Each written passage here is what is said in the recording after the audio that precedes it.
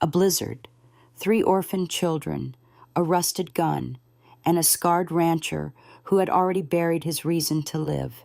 He wanted nothing, no one, just the silence and the ghosts.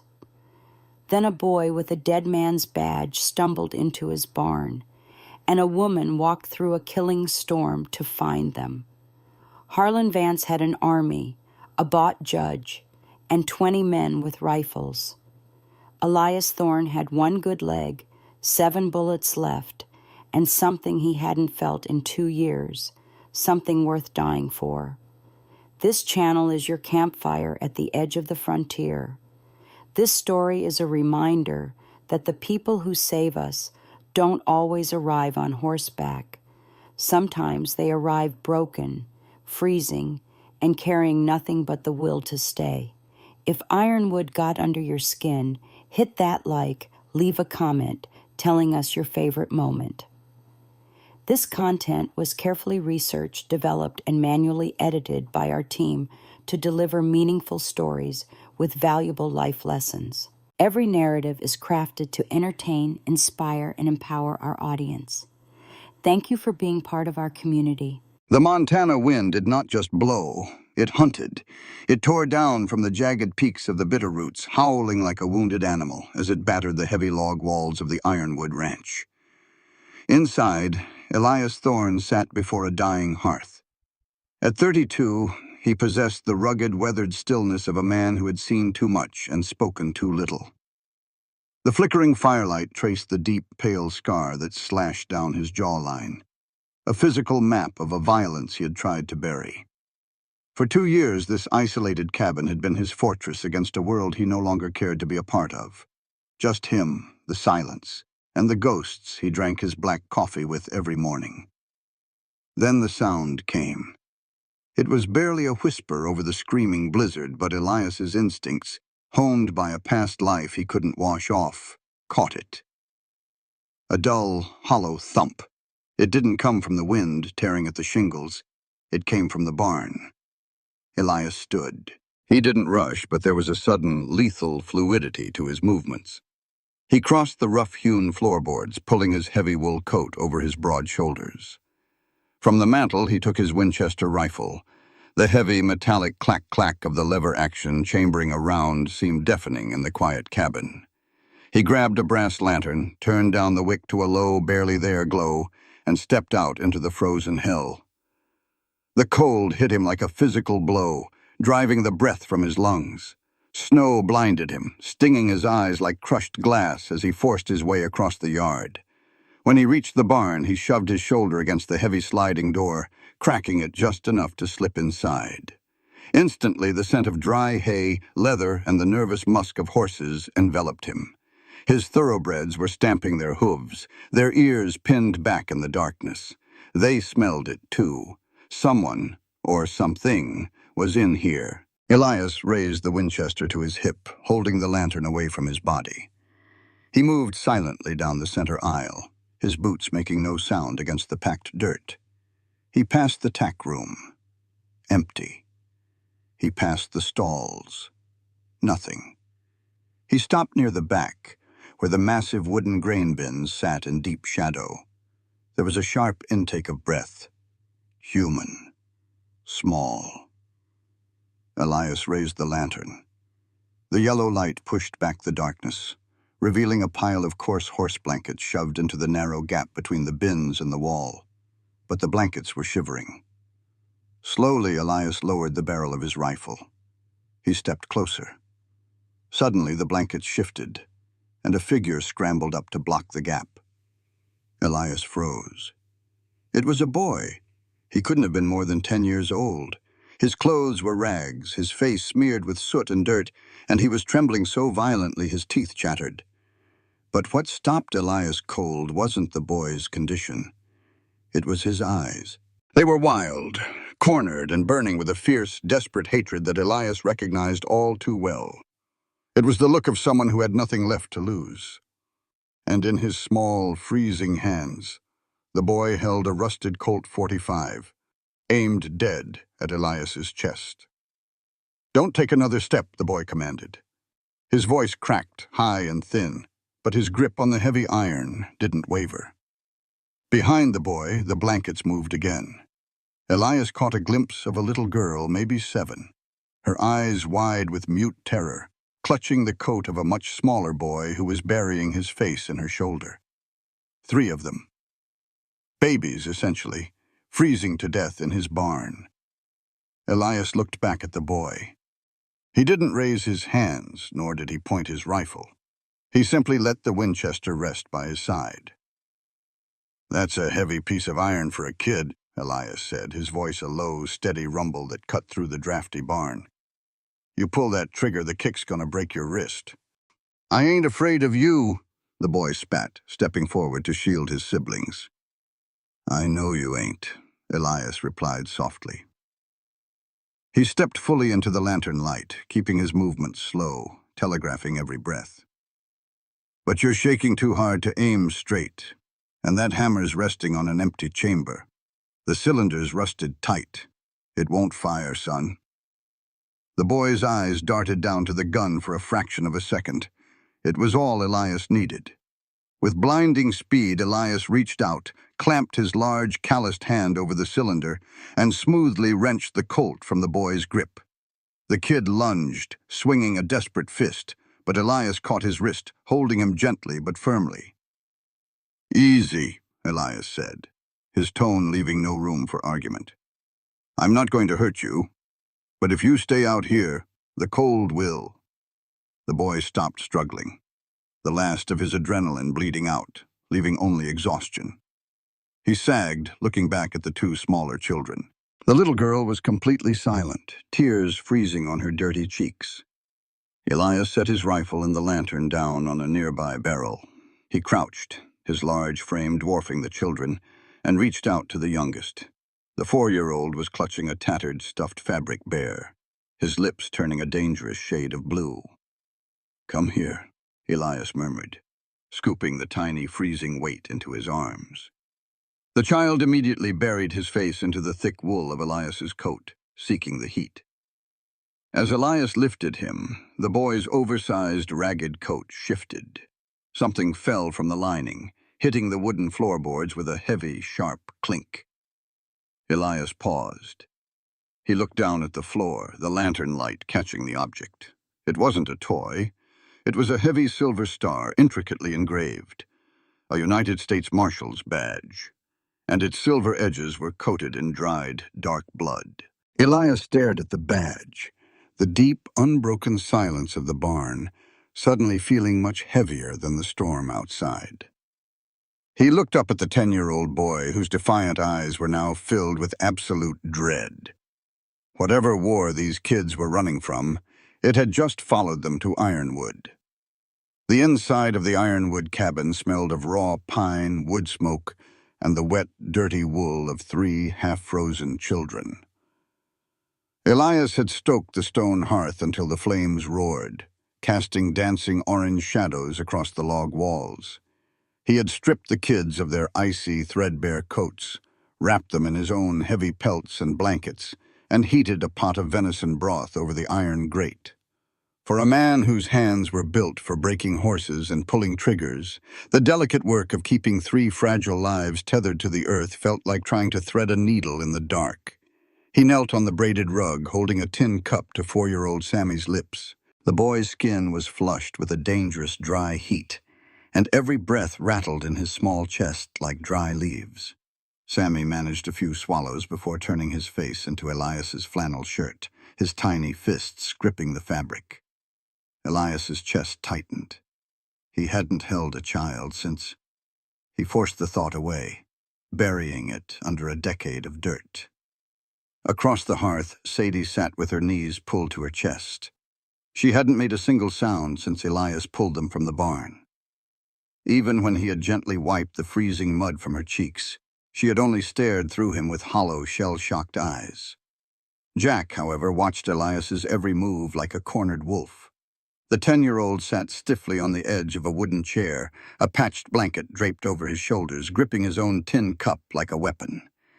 Elias stood, his joints popping, and set the bloody silver star on the heavy oak dining table, The metal gleamed maliciously in the firelight. "You want to tell me how a 10-year-old boy ends up in a blizzard with a U.S. Marshal's badge in his pocket?" Elias asked, his voice a low, gravelly rumble. Jack's jaw set. "Found it." "You're a bad liar, kid," Elias said, pouring himself a mug of black coffee. "That blood is dried, but it ain't old. Someone pinned that star to their chest, and someone else made sure they didn't take it off alive. Now, who are you running from?" "Nobody," Jack spat, his knuckles turning white around the tin cup. "Soon as the storm breaks, we're leaving. We don't need your charity." Elias took a slow sip of his coffee. "You walk out that door before the spring thaw. You'll be dead in an hour. And if the cold doesn't kill you, whoever you're running from will." He met the boy's defiant glare. "I don't care about your secrets, boy, but I don't abide kids dying on my land. So you're staying put." For 48 grueling hours, the blizzard raged, turning Ironwood into a snow-locked prison. Elias didn't sleep. He couldn't. He spent the days keeping the fire roaring and forcing broth down Sammy's throat to break the fever. He spent the nights sitting in his worn leather armchair, his Winchester resting across his lap, listening to the wind scream against the roof. It was during the second night that the true weight of what he had taken in hit him.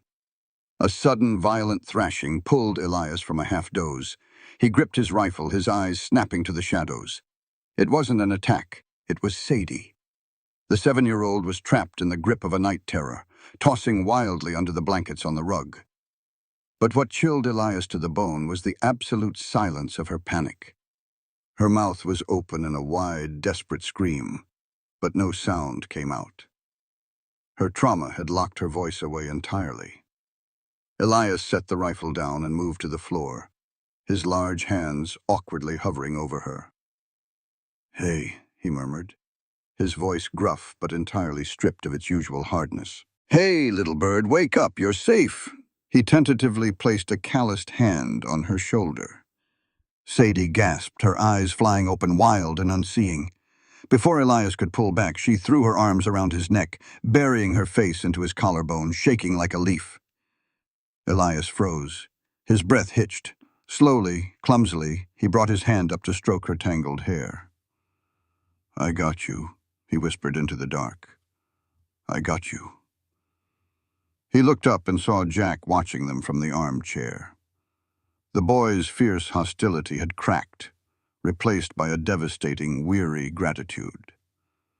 For a fleeting second, an unspoken truce formed between the scarred rancher and the broken boy. Then a sound shattered the quiet. Thud. Thud. Thud. Heavy, desperate pounding on the solid oak of the front door. Jack bolted upright, scrambling for the iron poker by the fireplace. Elias held up a hand, silencing him. The tenderness vanished from Elias's eyes, replaced instantly by the cold, calculating stare of a killer. He eased Sadie back onto the blankets, stood and picked up the Winchester. He chambered around with a sharp metallic clack. Thud, thud. The knocking grew weaker, sliding downward as if whoever was out there was falling. Elias pressed his back against the wall beside the doorframe. If it was the men looking for the badge, they were about to find a very short, very violent end to their hunt. He reached out, lifted the heavy iron bar, and kicked the door open, stepping back to aim. A blast of freezing wind and white snow exploded into the cabin, but no gunfire followed. Instead, a figure wrapped in a snow-caked, oversized canvas duster stumbled over the threshold and collapsed onto the floorboards. Elias kept his rifle raised, scanning the blinding white dark outside for riders. Nothing. He slammed the door shut and threw the iron bar back into place. He turned his rifle on the intruder. The figure was shivering violently, struggling to push up off the floor. From beneath the heavy folds of the duster, a pair of numb, frost-bitten hands clutched a double-barreled shotgun with a death grip. Elias stepped forward, planting his boot firmly on the barrel of the shotgun, pinning it to the floor. "Let it go," he ordered. The figure gasped, head lifting, and the snow-covered hood fell back. Elias's breath caught in his throat. It was a woman. Her dark hair was plastered to her cheeks with melted snow. Her lips were tinted a dangerous shade of blue, and her skin was as pale as ivory. But her eyes, striking, vivid, and burning with an absolute unyielding fire, locked onto his. She didn't look like a woman who had just walked through a blizzard that killed grown cattle. She looked like a woman ready to go to war. "Miss Clara!" Jack dropped the iron poker and ran across the room, falling to his knees beside her. Sadie followed, throwing herself at the woman. The fierce glare in the woman's eyes melted instantly. She dropped the shotgun, wrapping her freezing arms around the two children, burying her face in Jack's hair. "You're alive," she choked out, her voice ragged and hoarse. "Thank God you're alive. Where's Sammy?" "He's sleeping," Jack said, his voice trembling for the first time. "He's sick, but he's here." Elias stood over them, the Winchester still in his hand, trying to process the impossible sight in his living room. He looked at the woman's frostbitten hands, the shotgun she had carried, and the desperate way the kids clung to her. "Who the hell are you?" Elias demanded. Clara Montgomery slowly raised her head, untangling herself just enough to look up at the towering, scarred rancher. Despite the violent shivering racking her body, she lifted her chin with a defiant, aristocratic grace that had absolutely no place in the Montana wilderness. "I am their school teacher," Clara lied smoothly, her teeth chattering. "And I am taking them back." Elias let out a harsh, disbelieving laugh. He looked at her frozen boots, the shotgun on the floor, and the U.S. Marshal's badge resting on his dining table. "Lady," Elias said, his voice dropping to a dangerous, intimate whisper. "There ain't a school teacher in this territory who can track 3 kids through a blind blizzard carrying a 12-gauge. So you're going to sit by that fire. You're going to thaw out. And then you're going to tell me exactly what kind of hell you just brought to my doorstep." By dawn, the howling wind had died, leaving behind a world buried in suffocating, brilliant white. The silence was heavier than the storm. Inside the cabin, the tension was just as thick. Clara Montgomery sat close to the hearth, her frostbitten fingers wrapped around a steaming mug of black coffee. She had traded her soaked duster and frozen dress for one of Elias's oversized flannel shirts and a heavy wool quilt. The plaid fabric swallowed her slight frame, slipping off one pale shoulder. But there was nothing fragile about the way she held herself. Elias leaned against the edge of the heavy oak table, his arms crossed over his chest, watching her. He hadn't slept. The Winchester rested within arm's reach. "The coffee's bitter," Clara noted, her voice raspy but steady, breaking the long silence. "It keeps you awake," Elias replied flatly. "Now, you've got the color back in your face and your fingers ain't going to fall off. Time to talk. And this time, leave the school teacher fairy tale out of it." Clara looked at him, her vivid eyes assessing the scarred, imposing rancher. She saw the danger in him, the lethal economy of his movements. But she also saw the gentleness he had used to wrap Sadie in a blanket the night before. She took a slow breath. "Their father was Thomas Vance." Elias frowned, the name immediately souring his mood. "Any relation to Harlan Vance?" "His younger brother," Clara said softly, glancing toward the loft where the children were finally sleeping. "But Thomas wasn't a cattle baron. He was a U.S. Marshal. He was sent here undercover to build a case against Harlan. Harlan has been buying up this valley with blood money, extorting the railroad, and burying anyone who won't sell. And Harlan found out his own brother was building a noose for him." Elias finished, the dark pieces snapping into place. Clara nodded, her grip tightening on the mug until her knuckles turned white. Jack saw it happen. He hid in the root cellar when Harlan and his men came to the house. Thomas managed to get the kids out the back, but Harlan shot him. And their mother. She looked up, her eyes bright with unshed tears and burning rage. "Harlan controls the town marshal. He controls the judge. I'm the only one left who can get these children to a federal garrison in Cheyenne." Elias rubbed his jaw, feeling the rough stubble and the raised edge of his scar. Harlan Vance was poison. He owned the territory, and his men were practically an army. Elias had spent 2 years keeping his head down, minding his own acreage, actively avoiding the town's rot. "Soon as the snow hardens enough to hold a horse's weight, you pack them up," Elias said, his voice hard. "I'll give you supplies, but I want you off my land. I didn't survive my own hell just to invite Vances into my parlor." Clara stood up, the quilt dropping to the floor. She stepped toward him, entirely unintimidated by his size. "You would just throw them back out there? They are children, Mr. Thorne." "And I am a rancher, not a martyr," Elias shot back, his chest brushing almost imperceptibly against hers as he leaned in. He could smell the lingering scent of snow and lavender on her skin. "I've got nothing left to lose, Miss Montgomery, and I aim to keep it that way." "A man with nothing to lose doesn't look at a little girl the way you looked at Sadie," Clara whispered, her gaze dropping to the scar on his jaw, then rising back to his eyes. "You aren't dead yet, Elias. Don't pretend you are." Before Elias could snap a response, a sound cut through the crisp morning air. Crunch, crunch, the heavy, rhythmic sound of horses breaking through fresh, deep snow. Elias moved instantly. He shoved Clara behind him, grabbed his Winchester, and pressed his back against the wall beside the frosted window. He wiped a small circle of condensation away with his thumb and peered out. 5 riders were funneling into the yard, their horses chest-deep in the drifts. At the front sat Jubal, Harlan Vance's right-hand man and chief enforcer, a massive, bearded brute who wore a revolver strapped to his thigh like it was part of his anatomy. Elias turned to Clara, his eyes dead flat.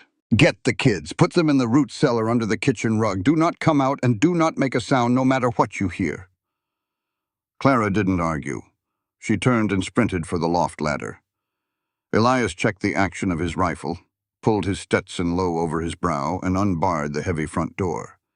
He stepped out onto the porch, the freezing air biting at his lungs. Jubal reined in his massive roan, 20 yards from the porch steps. The 4 men fanned out behind him, their hands resting lazily near their holsters. Their breath plumed in the freezing air like dragon smoke. "Morning, Thorne," Jubal called out, his voice thick with arrogant amusement. "Hell of a storm we just had." "State your business, Jubal," Elias said. He didn't yell, but his voice carried perfectly over the snow.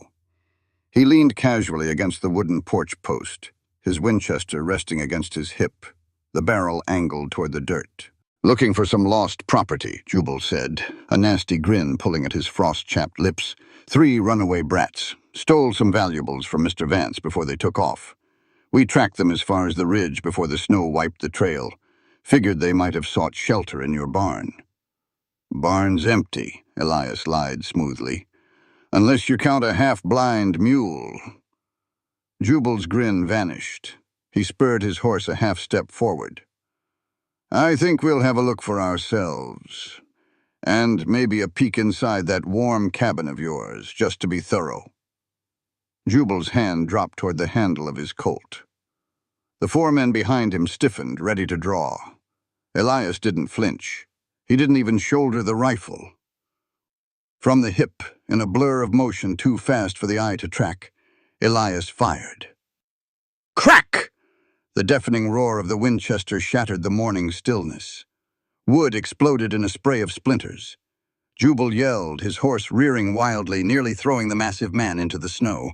The 4 henchmen scrambled, drawing their revolvers, but they froze instantly. Elias had already worked the lever. The rifle was shouldered now, the sights dead level with the bridge of Jubal's nose. A thin wisp of cordite smoke curled from the barrel. Jubal fought his horse under control, his chest heaving. He looked down. The 2-inch wooden heel of his left riding boot was entirely gone, vaporized by the .44 caliber slug. Half an inch higher, and the bullet would have shattered his ankle. "Next one goes through a kneecap," Elias said, his voice as cold as the ice beneath their hooves. "Then I start on the chests. Turn your horses around and get off my land." Jubal stared at the scarred rancher, realizing with a cold sweat that Elias Thorne wasn't bluffing. The rumors about Thorne's past before he came to the valley suddenly felt very, very real. "Vance ain't gonna forget this, Thorne," Jubal spat, his face red with humiliated rage. "I'm counting on it," Elias said. "Git!" Jubal wrenched his horse's reins hard, and the 5 men kicked their mounts back through the snowdrifts, retreating toward the tree line. Elias stood on the porch, motionless as a statue, until the riders disappeared over the ridge and the silence returned to Ironwood. Slowly he exhaled, the adrenaline receding, leaving a dull, throbbing ache in his bad shoulder. He lowered the rifle and turned back, pushing the heavy cabin door open. He expected to find Clara huddled over the trap door of the root cellar, trembling with the kids. Instead, Elias stopped dead in the doorway. Clara was standing by the cracked window, her back to him. The heavy 12-gauge shotgun was resting perfectly on the wooden sill, the twin barrels tracking the exact path of the retreating riders. But it was her stance that made the breath catch in Elias's throat. Her feet were shoulder-width apart, her weight perfectly distributed. The heavy stock was pulled tight into the pocket of her shoulder, her cheek welded seamlessly to the wood, her finger resting just outside the trigger guard with disciplined patience. It was flawless. She lowered the weapon only when she was sure the riders were gone, turning to catch Elias's eye. The oversized flannel shirt swallowed her body, but she looked more dangerous than any man he had ever faced. The realization hit Elias like a physical blow to the chest. That wasn't the frantic, desperate stance of a terrified schoolteacher holding a gun for the first time. That was the ingrained, deadly muscle memory of a trained killer. Elias slowly lowered the iron bar back across the heavy oak door. The metallic clank echoed in the quiet cabin, sealing them in once more. He didn't turn around immediately. He let the silence stretch, the phantom ringing of the Winchester still buzzing in his ears, before finally turning his gaze back to the woman by the window. Clara hadn't moved. The 12-gauge was still leveled, her finger hovering just outside the trigger guard. "You can put it down," Elias said, his voice dropping an octave. "They're gone." Clara exhaled, a shaky silver cloud of breath in the cold draft of the window. She broke her stance, carefully breaking the shotgun's action to clear the chambers before setting it on the dining table. The professional fluid motion of it made Elias's jaw tighten. "School teachers in this territory usually arm themselves with chalk and rulers, Miss Montgomery," Elias rumbled, crossing the room until he was standing mere inches from her. He looked down into her vivid, defiant eyes. "Where did you learn to hold a scattergun like a cavalry scout?" Clara didn't flinch at his proximity. She looked up at the scarred rancher, her heart hammering against her ribs, partly from the adrenaline of the standoff, partly from the overwhelming physical presence of the man. "My father was a practical man," Clara lied smoothly, though her gaze remained dead level. "He believed a woman in the West shouldn't have to rely on a man's charity to stay alive. He taught me to shoot." Elias studied her face. He knew a half-truth when he heard one, but he also knew better than to pry open a locked box before he had the right key. He gave a single slow nod. "Your father taught you well, but next time let me handle the talking. You shoot Jubal. Harlan Vance will burn this valley down to the bedrock to find you." Over the next 3 days, the Ironwood Ranch existed in a fragile snow globe isolation. The blizzard had dumped 4 feet of snow, burying the trails and freezing the creeks solid. No one could get in, and they couldn't get out. For the first time in 2 years, Elias's cabin was filled with the chaotic, relentless pulse of life. The heavy scent of stale coffee and lonely wood smoke was replaced by the warm, yeasty aroma of Clara baking sourdough bread in the cast-iron Dutch oven. Sammy, whose fever had finally broken, sat by the hearth, wrapped in a wolf pelt, babbling softly to his tattered stuffed bear. Sadie remained entirely mute, but the hollowed terror in her eyes had begun to soften. She followed Clara everywhere like a silent, devoted shadow. Elias found himself sitting on the porch steps on the third afternoon, the bitter cold biting his cheeks as he whittled a block of fragrant red cedar. Jack sat beside him, mirroring Elias's posture, a smaller knife in his hands. "You're fighting the grain, kid," Elias murmured, nodding toward the mangled piece of wood in Jack's hands. "You try to force the blade where the wood doesn't want to go, you'll slip and cut yourself to the bone. You have to read the lines, work with what's there." Jack paused, his brow furrowed in intense concentration. He adjusted his grip, angled the blade, and pushed. A perfect curling ribbon of cedar peeled away. The boy looked up at Elias, a rare, genuine smile breaking through the heavy grief on his young face. Elias felt a strange, painful ache in his chest. It was the sensation of ice cracking. He looked through the frosted window into the cabin. Clara was sitting at the table, Sadie's small hands resting in hers as they practiced writing letters on a slate. Clara laughed at something, tossing her dark hair over her shoulder, her face illuminated by the firelight. Elias realized with a sudden suffocating panic that he wanted this. He wanted the noise, the warmth, the smell of baking bread. He wanted her. And in the brutal calculus of the West, wanting something meant giving the world away to break you. That night, after the children had finally succumbed to exhaustion in the loft, the cabin fell into a heavy, intimate quiet. Elias sat shirtless in his worn leather armchair near the fire. He was gritting his teeth, holding a rag doused in whiskey to his left shoulder. The violent, sudden movement of firing the Winchester from the hip had torn open an old, jagged scar. Fresh blood trickled down the heavy musculature of his arm, gleaming in the firelight. He heard the soft rustle of fabric. Clara stepped into the warm glow of the hearth. She had shed the oversized flannel, wearing only a simple, high-collared white cotton slip. Her dark hair was down, cascading over her shoulders. "You're making a mess of that," she said softly. Elias looked up, his breath catching slightly at the sight of her. "It's nothing. Just an old ghost reminding me it's still there." Clara stepped closer, taking the whiskey-soaked rag from his hand. Her fingers brushed his bare skin, sending a jolt of raw electricity straight to his chest. "Old ghosts have a habit of bleeding when you least expect them to," she murmured. She knelt beside his chair. Up close, Elias could see the faint dusting of freckles across her nose and the dark, exhausted shadows beneath her eyes. She carefully wiped the blood from his shoulder, her touch agonizingly gentle against the brutal landscape of his scars. The physical proximity was intoxicating. Elias could feel the heat radiating from her skin. He looked down at her hands, capable, strong, yet incredibly soft. "Why did you take them in?" Clara asked quietly, her eyes focused on the wound. "You could have turned them away.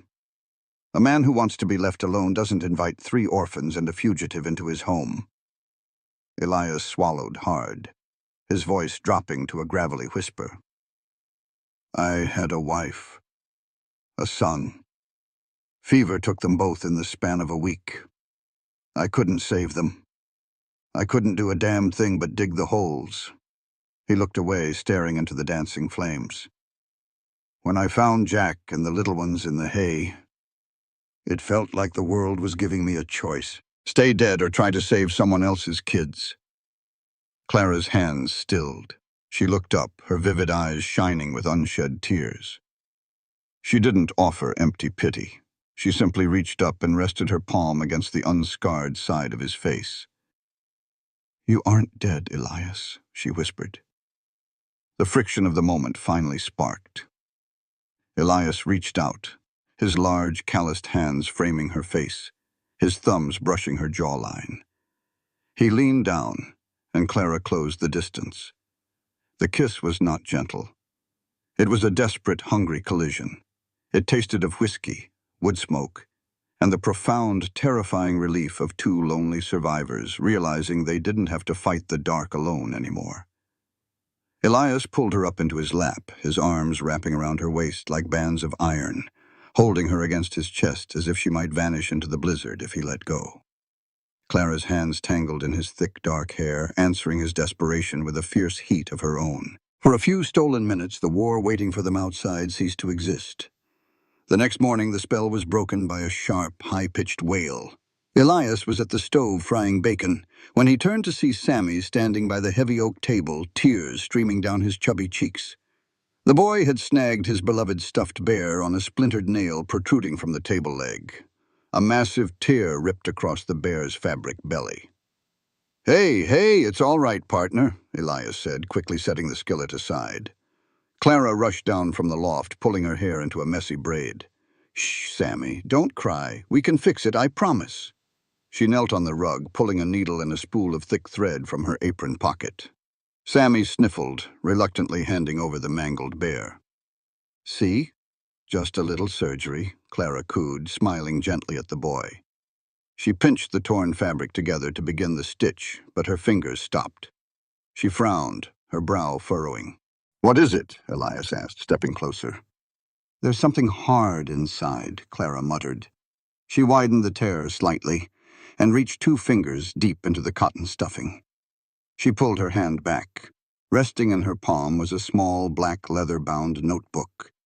The edges were worn, the leather stained with a dark, rusted color that Elias instantly recognized as dried blood.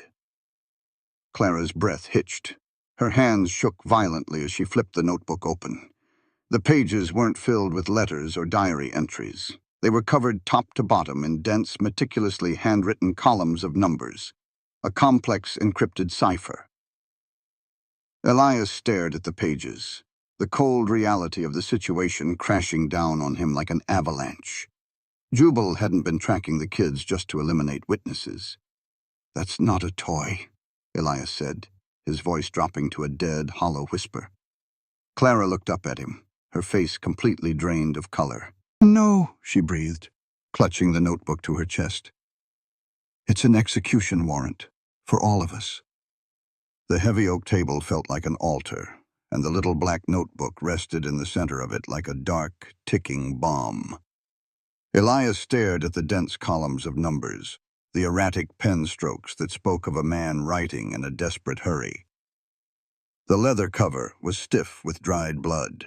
Sammy's stuffed bear lay forgotten on the braided rug, its torn belly spilling white cotton like snow.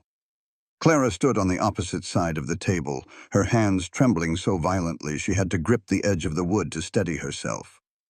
The flush of their stolen kiss the night before had completely vanished, replaced by an ashen, terrifying realization.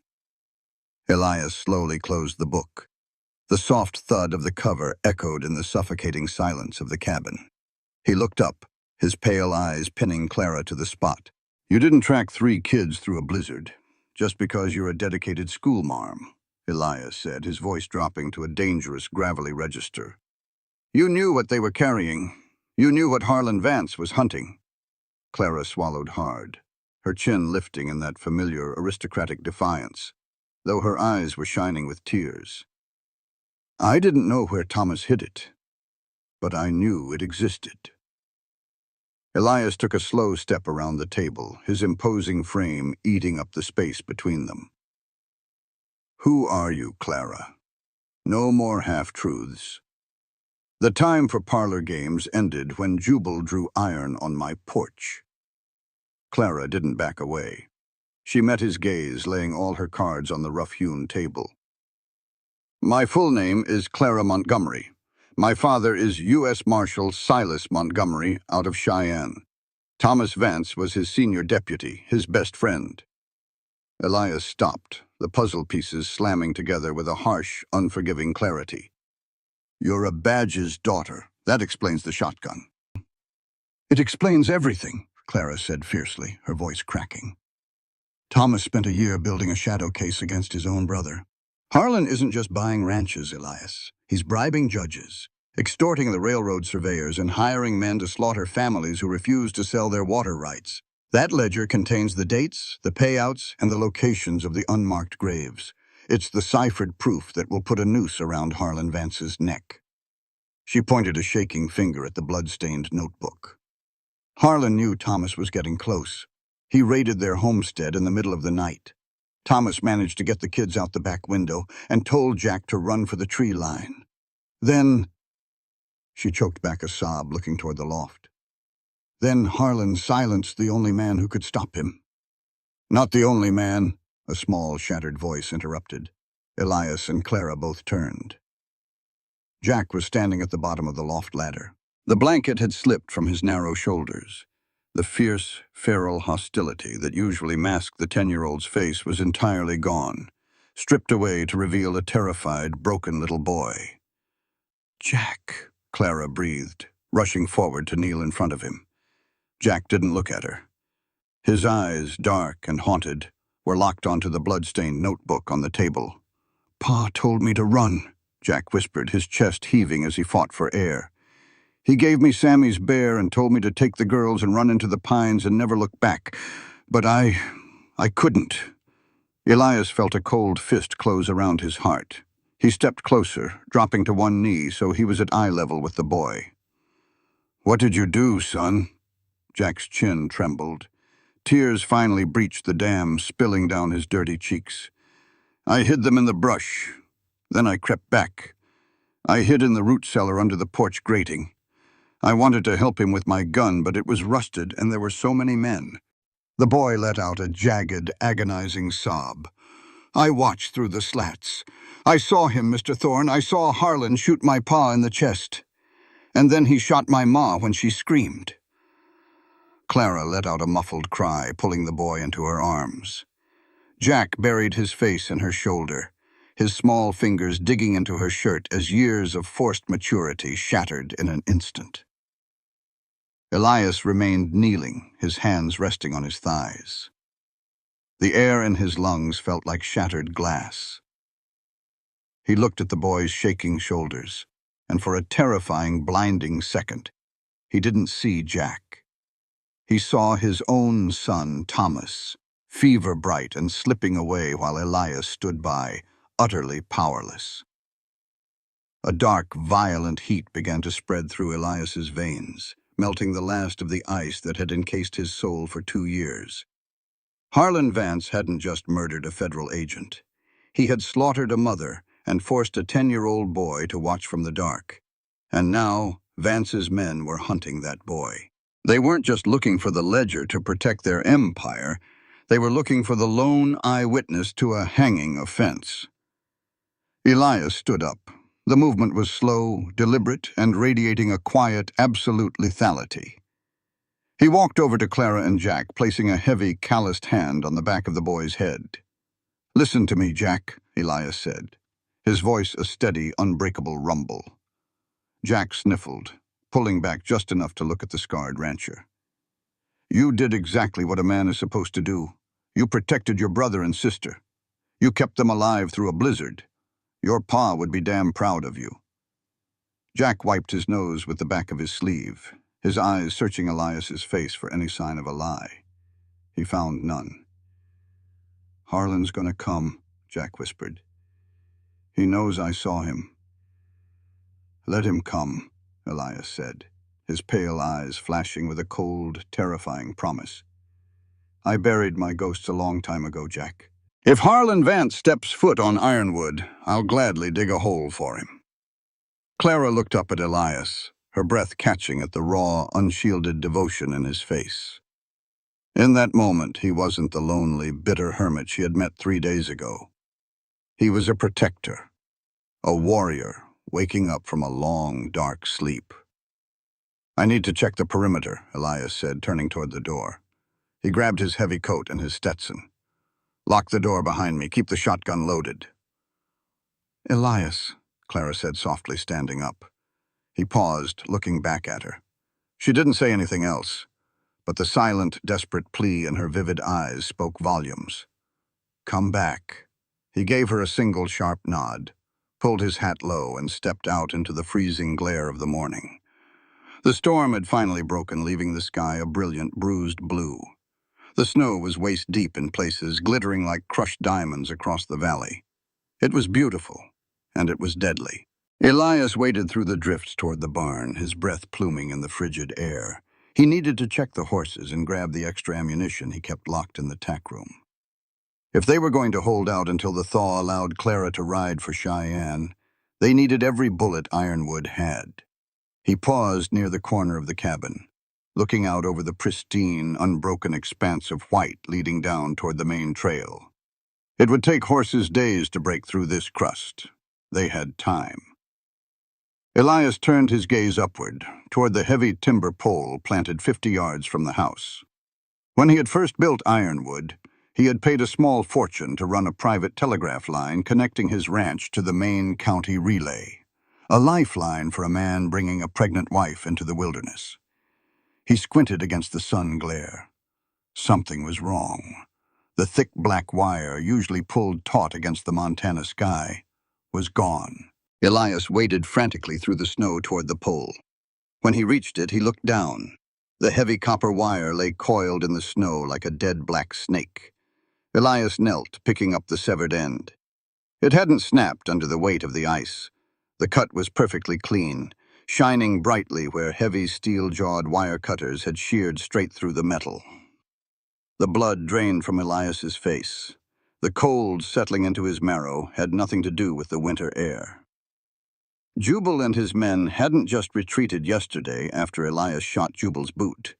They had ridden out of rifle range, circled the property, and severed the only lifeline Ironwood had to the outside world. They weren't waiting for the snow to melt. Elias dropped the wire and looked toward the dark, silent tree line at the edge of his property.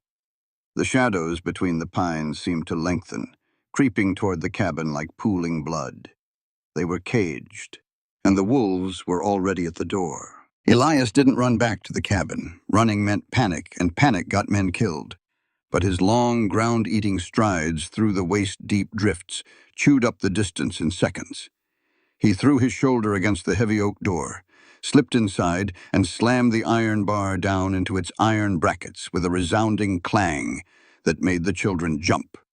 Clara took one look at the rigid set of his jaw and the pale, lethal light in his eyes, and she knew. She set the shotgun on the table, her hands wiping nervously on her apron. "What is it?" "The telegraph wire," Elias breathed, stripping off his snow-caked gloves. "Snipped clean. We aren't calling Cheyenne, Clara. We aren't calling anyone." Jack stood up from the hearth, his small fists clenching. "They're out there?" "Not yet. But they're making sure we can't scream when they get here," Elias said grimly. He looked at Clara, his mind already shifting into the cold, calculated arithmetic of a siege. "If we try to push through 4 feet of snow with 3 kids, we'll be sitting ducks. Vance's men will pick us off from the ridge with hunting rifles before we make it 2 miles. Clara swallowed, her spine straightening. "Then we don't run. We hold the line." Elias nodded once. "We turn Ironwood into a fortress. Grab the hammer and the heavy nails from the pantry. Jack, there are 2 wooden crates under my bed. Drag them out. They're heavy, so take your time." For the next 4 hours, the cabin echoed with the violent rhythm of preparation. Elias shattered the illusion of their domestic sanctuary, tearing down heavy oak shelves and using them to barricade the windows, leaving only narrow 2-inch gaps for firing slits. The air grew thick with the sharp scent of sawdust, wood smoke, and the pungent metallic tang of gun oil. Jack sat cross-legged on the rug, his face a mask of grim concentration as he wiped the grease from dozens of heavy, 44 to 40 cartridges, lining them up in neat brass rows on the table. Clara moved with a ruthless efficiency, filling every bucket and pot with water, knowing that fire was the easiest way to flush out a barricaded enemy. She tucked Sadie and Sammy into the tight, reinforced alcove beneath the heavy log staircase, wrapping them in layers of wool and buffalo hide. By late afternoon, the sun began to dip behind the jagged peaks of the Bitterroots, bleeding a bruised, violent purple across the Montana sky. The temperature plummeted, the cold radiating through the thick log walls. "I need to make one last run to the barn," Elias said, pulling his coat back on. "I've got a crate of dynamite in the tack room I use for clearing stumps and 2 heavy steel bear traps. I want them in here." "I'm coming with you," Clara said immediately, reaching for her duster. "Clara, no. You can't carry a crate of explosives, 2 traps, and keep a rifle raised by yourself, she interrupted, her voice leaving no room for argument. She picked up the Winchester. I'll cover you. We move fast. Elias looked at the fierce, unyielding set of her jaw. He didn't argue. He checked the action of his Colt, gave Jack strict orders to bar the door the second they stepped out, and opened it. The air outside was razor-sharp, freezing the moisture in their lungs instantly. They waded through the trench Elias had dug earlier, the snow glowing with a cold blue twilight. The silence of the valley was absolute and utterly terrifying. Every shadow looked like a crouching man. Every snap of a frozen pine branch sounded like a hammer cocking. They reached the barn. Elias hauled the heavy sliding door shut behind them, plunging them into the dim, dusty gloom. The horses shifted nervously in their stalls, blowing hot steam into the air. Elias moved quickly to the tack room, hauling out the heavy wooden crate of dynamite and the rusted, fearsome iron jaws of the bear traps. He set them by the door, his chest heaving. The adrenaline that had fueled him all afternoon was beginning to crash, leaving a hollow, aching exhaustion in its wake. He turned to Clara. She was standing by the center post, the Winchester lowered, her breath coming in shallow, frosty gasps. In the dim light filtering through the roof slats, she looked impossibly beautiful and impossibly fragile. The reality of what was coming with the dark crashed over Elias. Harlan Vance had dozens of men. They had a cabin, limited ammo, and a prayer. Elias closed the distance between them. He took the rifle from her trembling hands, setting it gently against the stall, and pulled her into his chest. Clara gasped, her arms wrapping fiercely around his waist, burying her face against the heavy wool of his coat. She was shaking, the terrifying weight of her father's legacy, the children's lives, and the impending violence finally fracturing her iron composure. "I've got you," Elias murmured, his voice a rough, desperate rumble against her hair. He tangled his calloused hand in her dark locks, tilting her head back to look at him. "I've got you, Clara." "There are so many of them," she whispered, a tear escaping to carve a hot track down her cold cheek. "If they breach the door, Elias, if they get to the kids, they have to go through me first. And I don't bleed easy," Elias vowed.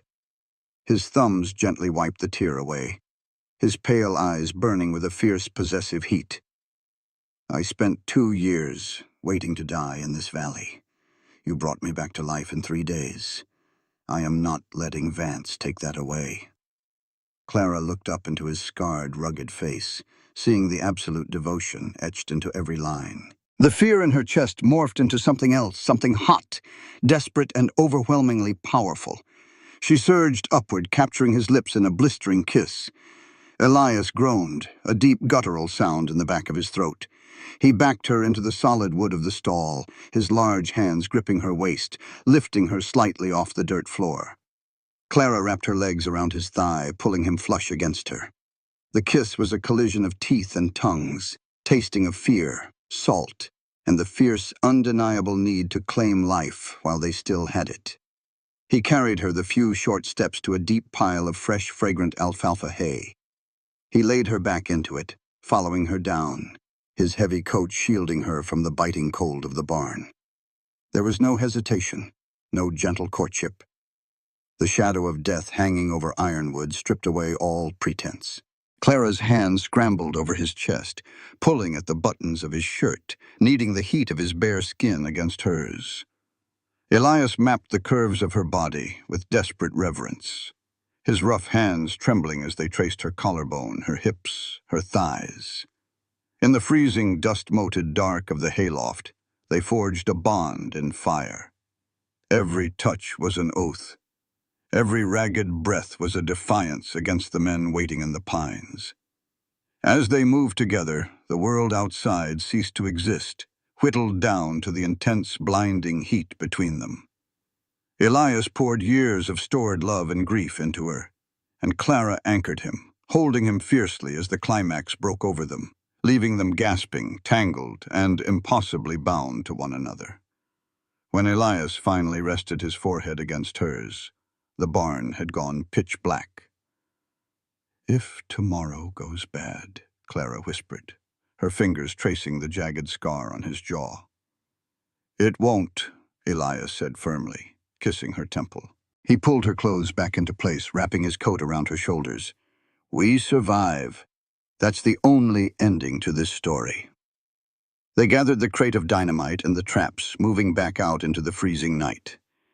Jack unbarred the door the moment they knocked, his small face pale with relief.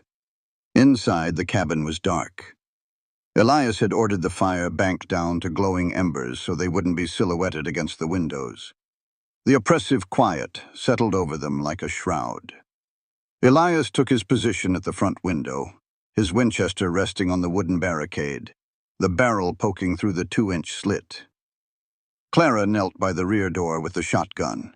An hour passed, then 2. The temperature dropped below 0. The logs of the cabin popped and cracked in the deep freeze. Elias narrowed his eyes, peering into the pitch-black tree line. Nothing moved. There was no wind. Then a sound cut the silence.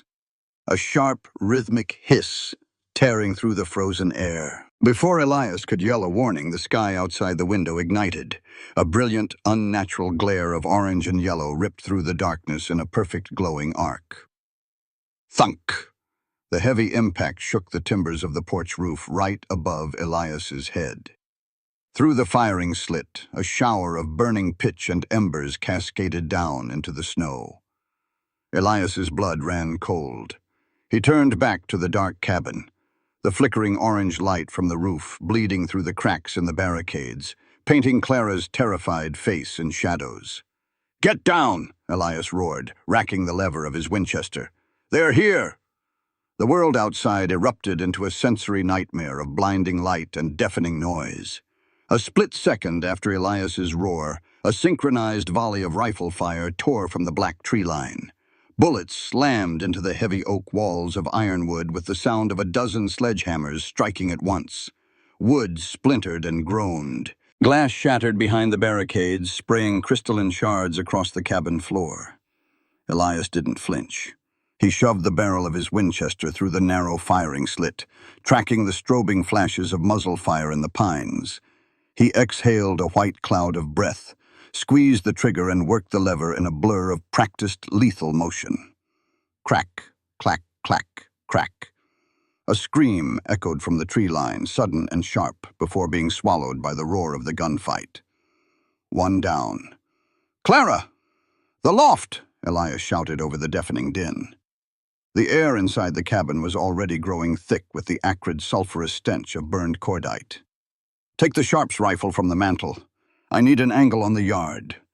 Clara didn't hesitate. She grabbed the heavy buffalo rifle, her skirts whipping around her legs as she scrambled up the wooden ladder.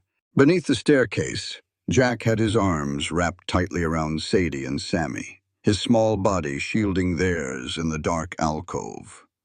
Clara caught Jack's terrified eye for a fraction of a second and gave him a fierce, anchoring nod before disappearing into the attic shadows. Above Elias, a floorboard creaked. A second later, the massive, booming roar of the Sharps .50 caliber rifle shook dust from the rafters. The heavy slug punched through the loft's ventilation slats, tearing into the darkness outside. "They're fanning out!" Clara yelled down, her voice tight with adrenaline. "3 moving left toward the creek, 4 flanking right."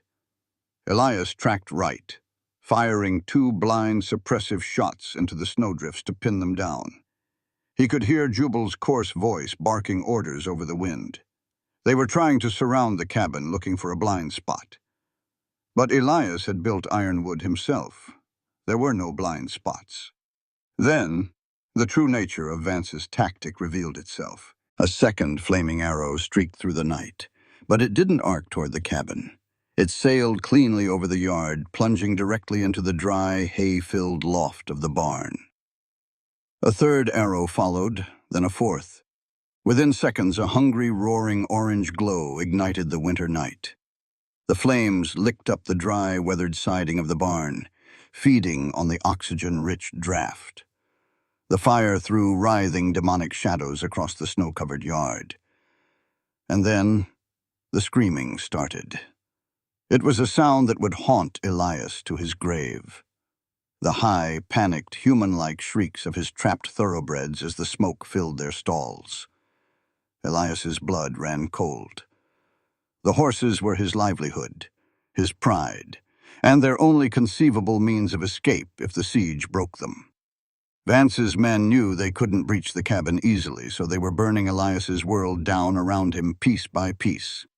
"Elias, the barn!" Clara screamed from the loft, the horror in her voice matching his own. Elias looked at the blazing structure, the flames already chewing through the roof timbers. He looked back at the alcove where the children were huddled, then up to the loft where Clara was frantically reloading the sharps. "Keep them pinned!" Elias roared, abandoning his post at the window. He grabbed his Colt revolver, shoving it into his holster, and pulled his coat tight. "Do not stop firing until I am back inside." "No, Elias, it's suicide!" Clara shrieked, dropping the rifle to rush toward the ladder. "Cover me!" he commanded, his voice vibrating with absolute authority. Elias didn't wait for her to argue. He ripped the iron bar from the door, threw it open, and launched himself into the freezing, bullet-riddled night. The cold hit him, but he barely felt it. The yard was bathed in the hellish, flickering orange light of the fire. As soon as Elias's boots hit the snow, the tree line erupted. Bullets chewed up the snowdrifts around his legs, whizzing past his ears like angry hornets. From the loft of the cabin, Clara unleashed hell. The booming roar of the sharps was joined by the rapid blast of the 12-gauge shotgun. She fired with desperate, terrifying accuracy, shattering the bark of the pines and forcing Jubal's men to duck for cover. Elias hit the barn doors at a dead sprint. The wood was blistering hot to the touch. He threw his weight against the iron handles, hauling the heavy doors open on their screeching tracks. A wall of thick, choking black smoke billowed out, blinding him. The heat was searing, singeing his eyelashes and the stubble on his jaw. Inside, the roof was a canopy of fire, burning embers raining down like a localized meteor shower. Elias pulled his bandana over his mouth and nose, plunging into the inferno. "Easy, easy," he roared, though he couldn't even hear himself over the roar of the flames. He reached the first stall, kicking the latch open. The terrified roan mare reared, striking out with her hooves. Elias slapped her hard on the flank, driving her out of the stall and toward the open doors. She bolted into the snowy yard. He moved to the next, then the next. He freed the gelding, the mustang, and finally the massive draft horse. They stampeded out into the freezing night, wild and free. A massive groaning sound echoed above him. The main support beam of the roof was giving way. Elias dove for the exit just as the burning timber crashed down into the center aisle, sending a geyser of sparks and ash into the air. He hit the snow outside, rolling to extinguish the embers clinging to his wool coat. He scrambled to his feet, gasping for the freezing, clean air. He was 40 yards from the cabin. The porch felt like it was a mile away. Crack! It wasn't the sound of Clara's rifle. It was the sharp, distinct report of a Winchester from the flank. Elias felt the impact before he heard it. A brutal, white-hot sledgehammer blow to his left thigh. The force of the .44 caliber slug swept his leg entirely out from under him. He hit the snow hard, a sharp grunt tearing from his throat.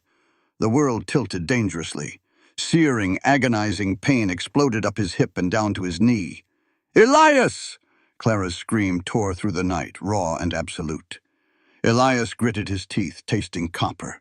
He tried to stand, but his left leg simply refused to bear weight. Warm, dark blood was already pulsing down his denim trousers, melting the snow beneath him into a grim crimson puddle.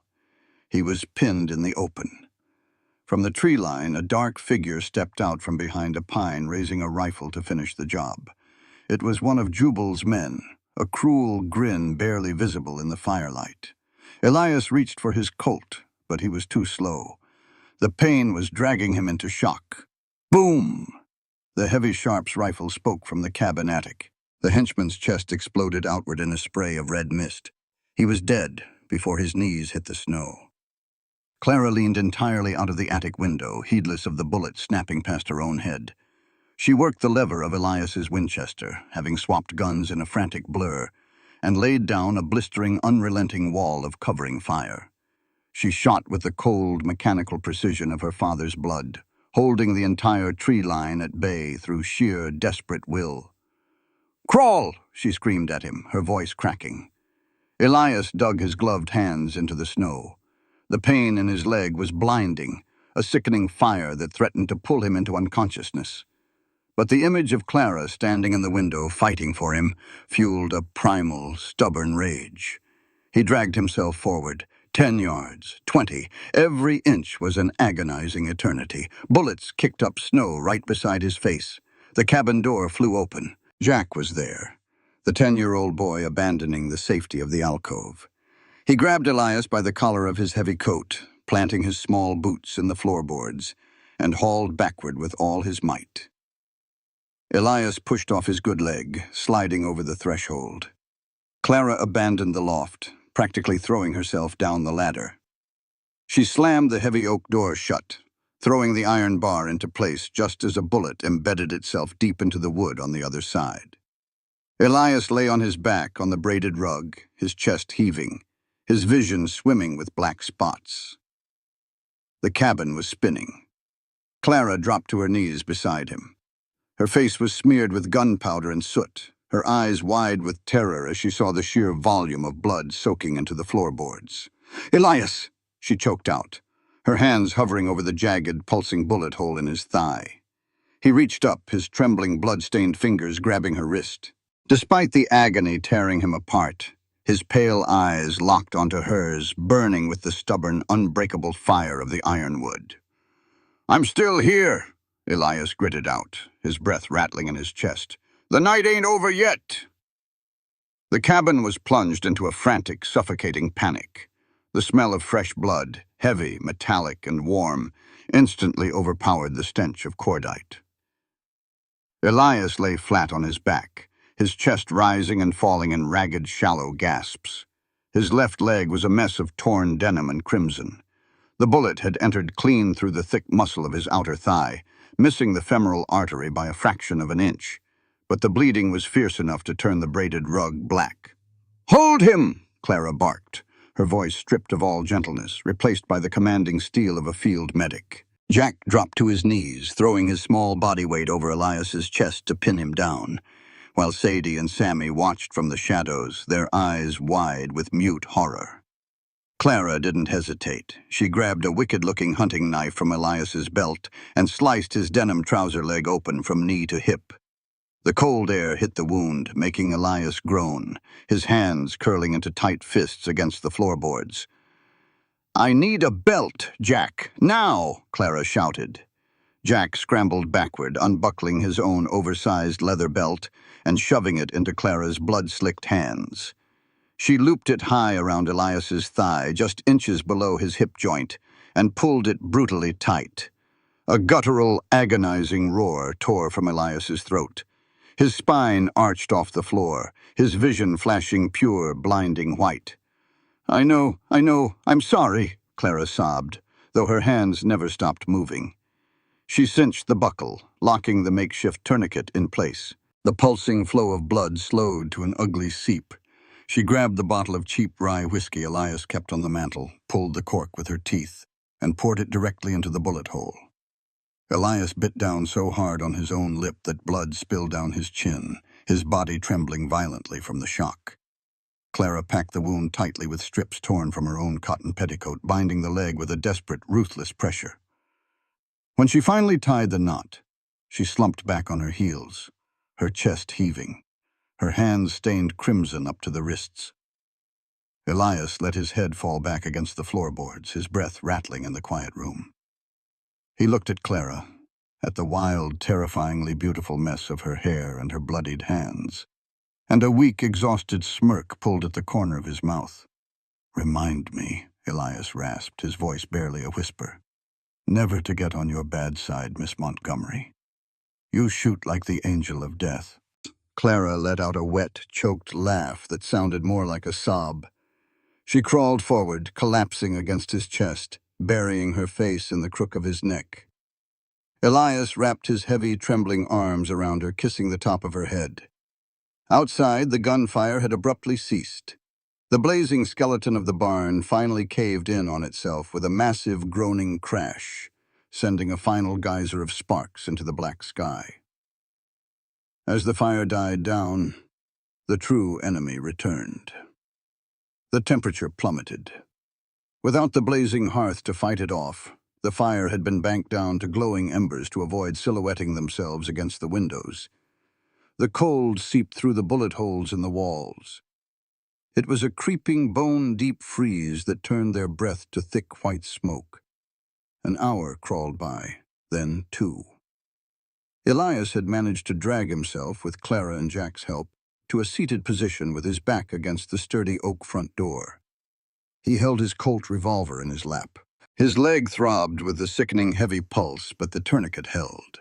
Clara sat beside him, the 12-gauge resting across her knees, her shoulder pressed firmly against his. Jack sat on Elias's other side, while the 2 little ones slept in a shivering pile beneath a mountain of furs in the alcove. "They're waiting us out," Elias murmured, his eyes closed. "They know we can't keep a fire going, and they know I'm bleeding. They want the cold to do the heavy lifting." "Can they survive out there?" Jack asked, his teeth chattering. "Vance's men will have bedrolls and whiskey, and they'll rotate shifts back to a fire over the ridge," Clara answered quietly. "They can wait all night." Silence fell over them again, heavy and oppressive. Then a voice cut through the freezing dark. It wasn't Jubal's coarse barking shout. It was a smooth, cultured baritone, carrying perfectly over the snow. A voice used to giving orders in velvet-lined back rooms and cattlemen's clubs. "Elias Thorne, this is Harlan Vance." Clara stiffened, her finger tightening on the shotgun trigger. Jack let out a small, terrified whimper, shrinking back against the logs. "I have 20 men surrounding your cabin, Thorne," Vance called out, his voice echoing off the pine trees. "I know you're shot. I saw you go down. You put up a hell of a fight, and I respect a man who defends his perimeter. But this is no longer a fight. It is an execution waiting to happen." Elias opened his eyes, the pale irises glinting like cracked ice in the dim light. He didn't answer. "I am a businessman, Thorne, not a butcher," Vance continued, his tone sickeningly reasonable. "You and the woman have no stake in this. I know what you lost 2 years ago. A man who has already buried one family shouldn't have to die for another man's brats." Elias's jaw locked. Beside him, Clara felt the sudden, terrifying shift in his muscles. The mention of his dead wife and son wasn't a negotiation tactic. It was pouring gasoline on a sleeping fire. "Here are my terms," Vance shouted. "Send out the boy, Jack, and throw the ledger out into the snow. Do that, and you, the woman, and the 2 little ones live. I will leave you $10,000 in gold on your porch and ride away. You have my word. Nobody else has to die tonight, Thorne." The silence that followed was agonizing. $10,000 in their lives. It was the devil's bargain, wrapped in a neat, bloody bow. "Mr. Thorne?" Elias looked down. Jack had stood up. The 10-year-old boy was pale as a ghost, shivering violently, but his jaw was set with a devastating, unnatural resolve. "I'll go," Jack whispered. "Jack, no," Clara gasped, reaching for him. Jack stepped out of her reach, his eyes locked on Elias. "He'll kill you all if I don't. You're hurt because of me. You and Miss Clara and Sadie and Sammy. You can take the money and go somewhere warm." The boy's voice cracked, a single tear cutting through the soot on his face. "Pa told me to protect them. This is how I protect them." Elias looked at the boy, seeing the tragic, desperate courage of a child trying to carry a man's burden. Slowly, agonizingly, Elias reached up, grabbing the edge of the barricaded window. He gritted his teeth, the muscles in his arms bulging as he hauled his massive frame upward, completely ignoring his ruined left leg. He braced his weight entirely on his right boot, leaning heavily against the wall. "Elias, you're going to tear the artery," Clara warned, scrambling up beside him to support his waist. "I said I wouldn't bleed easy," Elias growled. He looked down at Jack, his face softening just a fraction. "You sit down, son. You're in my house. And in my house, we don't trade family to wolves." Elias reached over and grabbed the Sharp's buffalo rifle from where Clara had leaned it against the wall. It was too heavy to hold one-handed, so he rested the massive octagonal barrel on the splintered wood of the firing slit. He squinted into the dark. 50 yards away, standing near the tree line, was the faint yellow glow of a kerosene lantern. Harlan Vance was holding it up, illuminating his expensive tailored overcoat and the arrogant, confident smirk on his face. He believed he had won. He believed every man had his price. Elias settled the heavy stock against his shoulder. He exhaled a long white plume of breath, letting the freezing air steady his racing heart. His finger curled around the trigger. "Hey, Vance!" Elias roared, his voice tearing through the freezing night with the primal, terrifying fury of a wounded grizzly. Out in the snow, Vance raised his chin, waiting for the surrender. Elias didn't say another word. He squeezed the trigger. Boom! The massive .50 caliber slug tore across the yard. The kerosene lantern in Harlan Vance's hand exploded in a brilliant, spectacular shower of glass and burning oil. Vance shrieked, dropping the burning handle and diving backward into the snow as the flames momentarily engulfed his sleeve. The yard was plunged back into pitch-black darkness. Elias worked the lever, chambering another massive round, the metallic clack echoing loudly in the quiet cabin. He didn't need to shout his answer. The shattered lantern said it all. There would be no surrender. There would be no deal. They would hold Ironwood, or they would all die in the snow.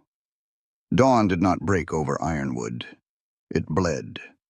A pale, bruised purple light crept through the splintered gaps in the window barricades, illuminating the devastation inside the cabin.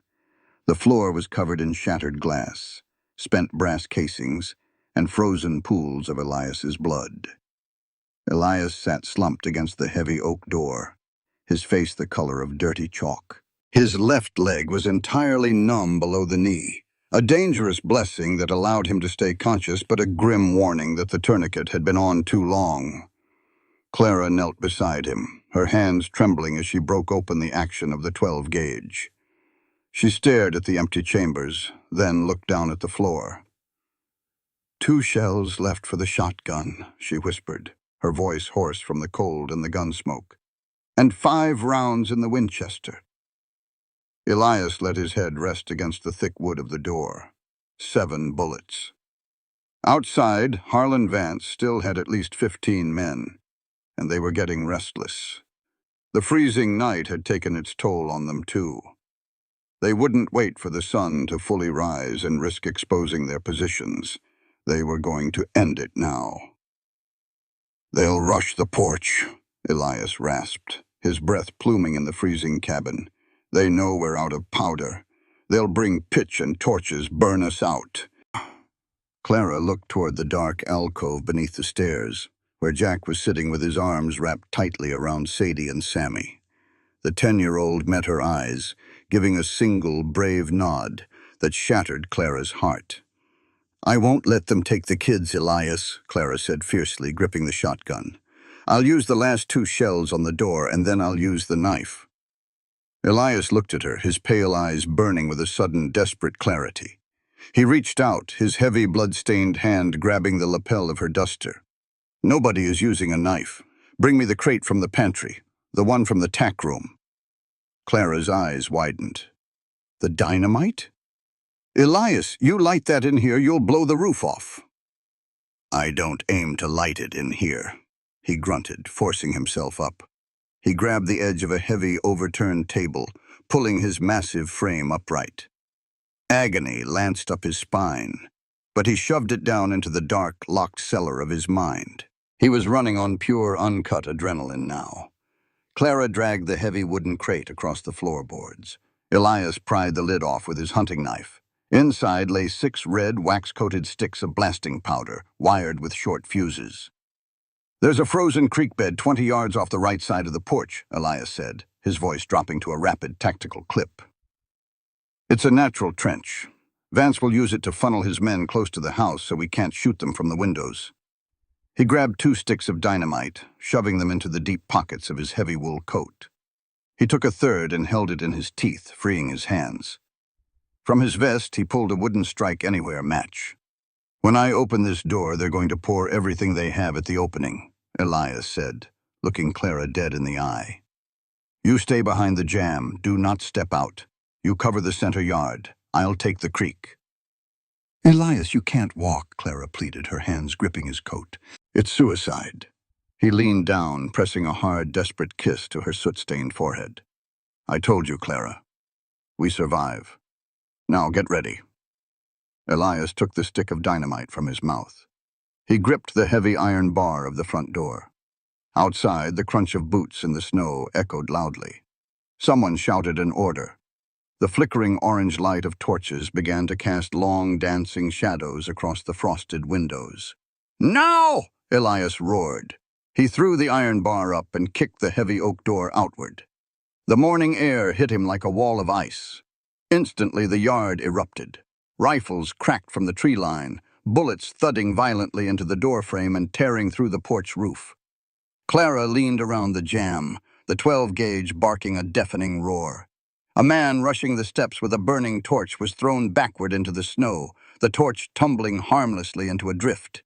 Elias didn't shoot. He dragged his ruined leg over the threshold, leaning heavily against the porch post. He looked to the right. Just as he predicted, a half-dozen men were pouring out of the tree line, using the sunken, frozen creek bed to flank the cabin. Elias struck the match against the rough wood of the porch post. It flared to life. He touched the flame to the short fuse of the dynamite. It sparked and hissed, burning fast. He didn't throw it at the men. He threw it at the ice. The heavy red stick tumbled through the cold morning air, landing dead center on the thick, frozen surface of the creek, right at the feet of the advancing henchman. One of the men looked down, his eyes going wide. "Bomb! Get back! Kaboom!" The explosion was apocalyptic. The blast wave shattered the remaining glass in the cabin windows and knocked Clara backward onto the floorboards.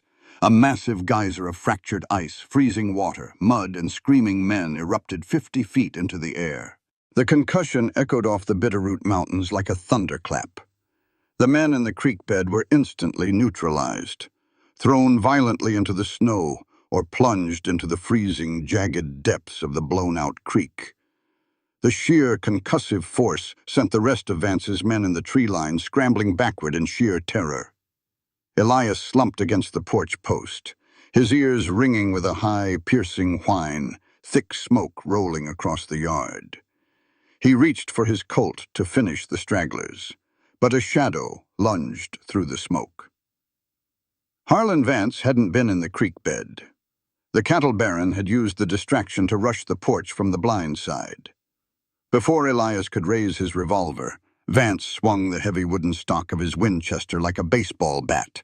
The blow caught Elias squarely in the ribs. Bone cracked.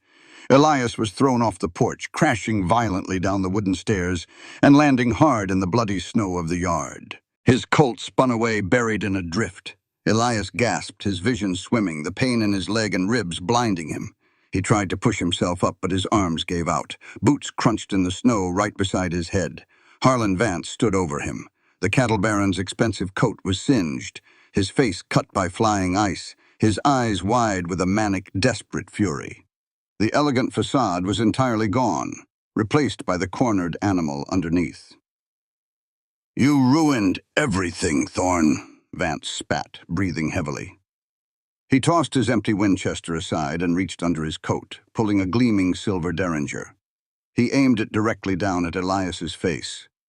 "The ledger burns with the cabin, and you die in the dirt." Elias looked up the twin barrels of the small gun. He had nothing left. He had spent every drop of blood, every ounce of strength. But he didn't look away, and he didn't beg. He simply glared at the man, his pale eyes completely unafraid. "Go to hell," Elias rasped. Vance's thumb pulled the hammer back. "After you." Boom. The shot was deafening, but Elias didn't feel the bullet. Instead, Harlan Vance let out a high-pitched, agonizing shriek. The silver derringer flew from his hand, spinning into the snow. Vance staggered backward, clutching his right shoulder, a blossoming stain of crimson rapidly soaking his expensive wool coat. Elias turned his head. Standing on the porch, framed by the smoke and the rising sun, was Clara. She wasn't holding the shotgun. She was holding the massive Sharps .50 caliber buffalo rifle, the heavy barrel resting perfectly on the porch rail. Smoke curled lazily from the muzzle. Her face was pale, smeared with dirt and blood, but her eyes were the coldest, most terrifying thing in the valley. Vance fell to his knees in the snow, clutching his shattered shoulder, staring at her in shock. You're a teacher," he gasped. Clara levered the breech open, the massive empty brass casing flying over her shoulder to hit the porch boards with a clink. She didn't have another bullet, but Vance didn't know that. "My name is Clara Montgomery," she said, her voice carrying over the ringing silence of the yard.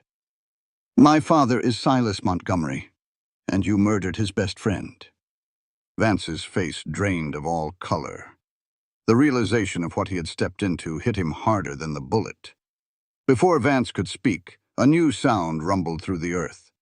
It started as a low vibration, then built into a steady, thunderous drumming that shook the snow from the pine branches.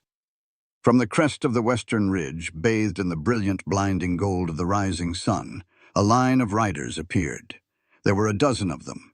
They wore heavy dusters, and the morning light caught the glint of Winchester barrels and heavy, star-shaped badges pinned to their chests. The U.S. Marshals had arrived. Clara's telegram, sent days ago before the wire was cut, had finally brought the wrath of the federal government down on the valley. The surviving members of Vance's gang took one look at the heavily armed posse charging down the ridge and threw their weapons into the snow, raising their hands in surrender. Vance stayed on his knees, bleeding, staring at the approaching riders with hollow, dead eyes. His empire had just burned to the ground. On the porch, Clara dropped the empty Sharps. She practically flew down the stairs, falling to her knees in the snow beside Elias. "Elias!" she sobbed, pulling his heavy head into her lap, her hands frantically checking his face, his chest, the tourniquet on his leg. "Elias, stay with me. They're here. We did it. We held the line." Elias looked up at her. The golden light of the dawn caught the tears on her cheeks, making her look like a terrifying, beautiful angel. He could hear the shouts of the marshals, the thud of dismounting horses, but it all sounded like it was a million miles away. He raised his heavy, blood-stained hand, his rough thumb gently brushing the soot from her cheekbone. "Told you," Elias whispered, a faint, exhausted smile finally breaking across his scarred face. "We survive."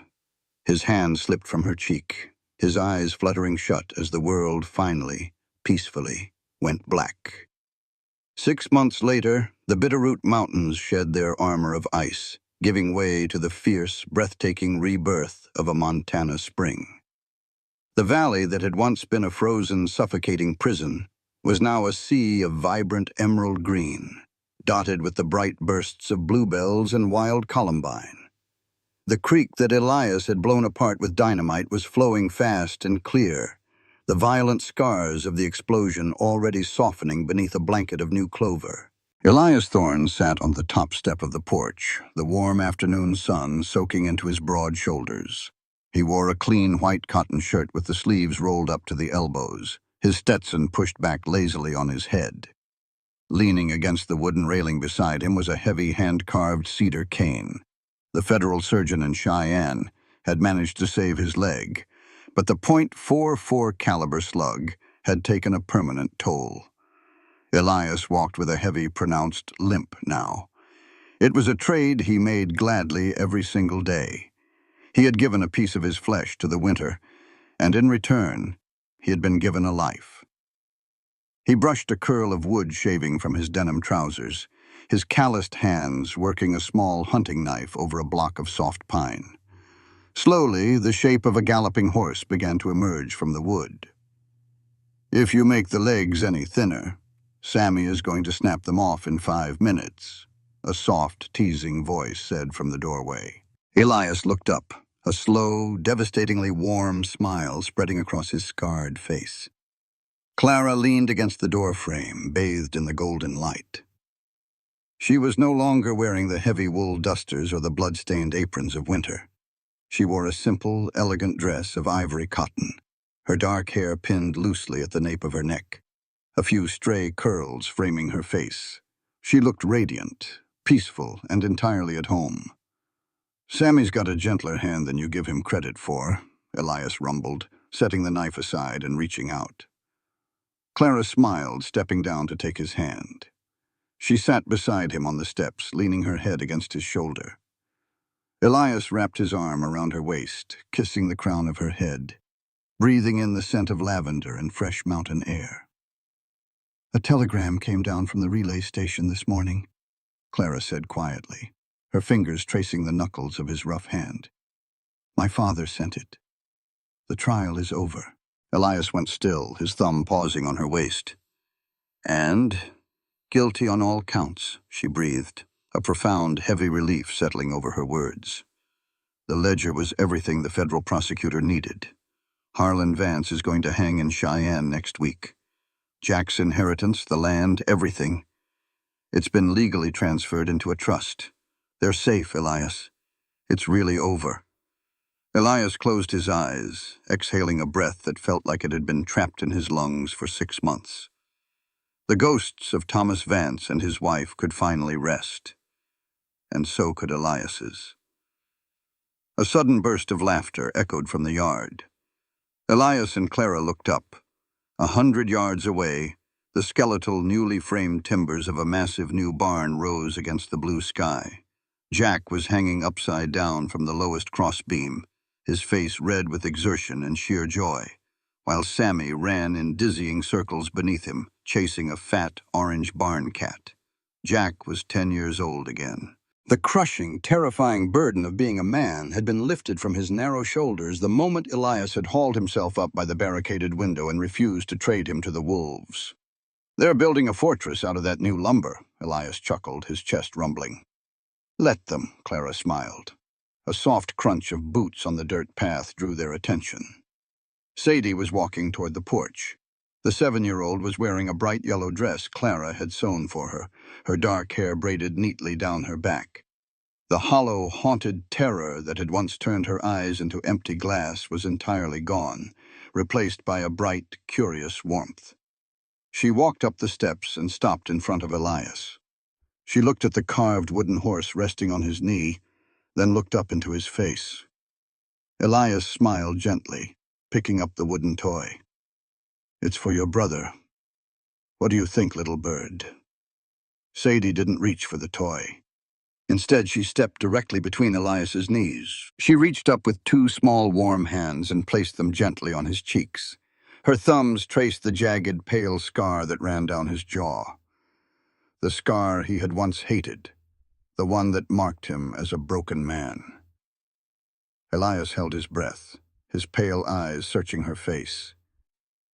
Sadie looked deep into his eyes. Her throat worked, swallowing hard. And then her lips parted. "Pa," she whispered. The word was raspy, fragile from a year of disuse, but it rang across the porch with the force of a thunderclap.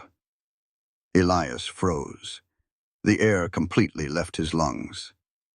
A sudden burning heat flooded his eyes, blurring the bright spring day. He let out a ragged, choked breath, his massive hands coming up to cover her small ones. "Yeah," Elias choked out, a tear finally escaping to carve a hot track down his weathered face. He pulled the little girl into his broad chest, burying his face in her hair. "Yeah, little bird, I'm right here." Clara pressed her hand to her mouth, tears of absolute joy spilling over her lashes. She leaned in, wrapping her arms around both of them, sealing the embrace. A few minutes later, the distant rumble of wooden wagon wheels drifted up the main trail. Elias cleared his throat, wiping his eyes with the back of his sleeve, though he didn't let go of Sadie. He looked down the valley. A black buggy, driven by a man in a dark suit and a bowler hat, was making its way up the dirt road toward Ironwood. "Looks like Judge Miller made good time from Laramie," Elias said, his voice thick with emotion. He looked at Clara, his eyes dropping to the beautiful ivory dress she wore. "You ready to make an honest man out of a grumpy, crippled rancher?" Clara laughed, a bright, beautiful sound that chased away the last lingering shadows of the winter. She stood up, offering her hands to help him rise. Elias grabbed his cedar cane, pushing himself up to his full, towering height. He didn't need the cane to stand straight. He looked down at the woman who had walked through a blizzard, held a shotgun against an army, and stitched his shattered soul back together, piece by piece. "I've never been more ready for anything in my life," Clara whispered, her eyes shining with fierce, unbreakable devotion. Jack and Sammy, hearing the buggy, came running from the unfinished barn, kicking up dust and laughing. They scrambled up the porch steps, flanking Elias and Clara just as the circuit judge pulled his horse to a halt in the yard. The vows were spoken on the very porch where they had fought for their lives. There was no grand church, no organ music, no crowd of hundreds, just the vast, open Montana sky, the whispering pines, and the family they had forged in fire and ice. When Judge Miller finally smiled and tipped his hat, saying the words they had waited months to hear, Elias didn't hesitate. He dropped his cane. It clattered against the floorboards, forgotten. He wrapped his strong arms around Clara's waist, pulling her flush against his chest, and kissed her. It wasn't the desperate, terrifying kiss of the hayloft, nor the painful, bloody kiss of the siege. It was a kiss of absolute promise, a deep, sweeping, triumphant kiss that tasted of sunshine and forever. Around them, Jack cheered. Sammy clapped his hands wildly, and Sadie smiled, holding tightly to the fabric of Elias's trousers. Elias Thorne broke the kiss, resting his forehead against his wife's, listening to the beautiful, chaotic noise of the children laughing in the spring air. He closed his eyes, feeling the steady, powerful beating of his own heart. The ghosts were gone. The winter was over. And the lonely rancher of Ironwood was lonely no more.